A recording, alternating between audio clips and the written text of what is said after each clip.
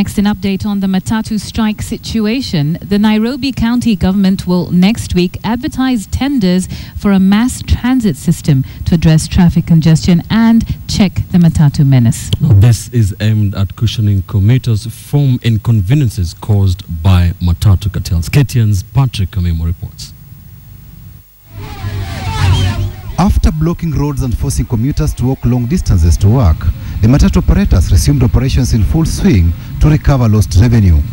The Nairobi County government says Wednesday's matatu strike not only provided useful lessons on the folly of leaving public transport to private individuals, but also added impetus for an urgent reorganization of public transport.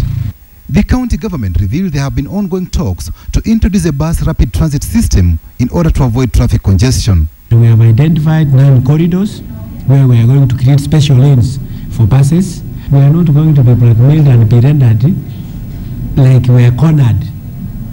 No. Now the county will own a transport system.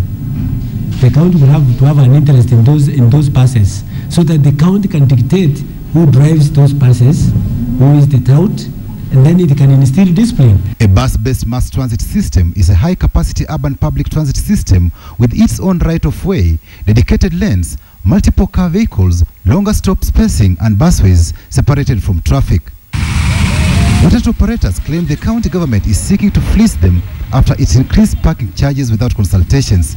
But the county executive in charge of transport maintains the operators are not sincere.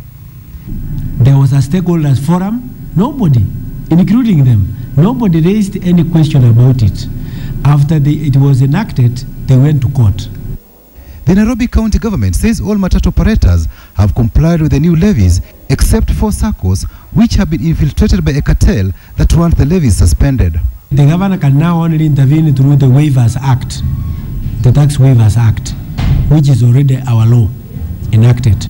If you were to allow this, then you have to refund all those who obeyed the law. At the Kenyatta International Conference Center grounds were 111 taxis that had their number plates removed by the police. Cabinet Secretary for Transport Michael Kamau said all matatu and taxi operators involved in blocking roads will be punished, including cancellation of operating licenses for SACCOs under which the vehicles operated. We want the court to address this issue.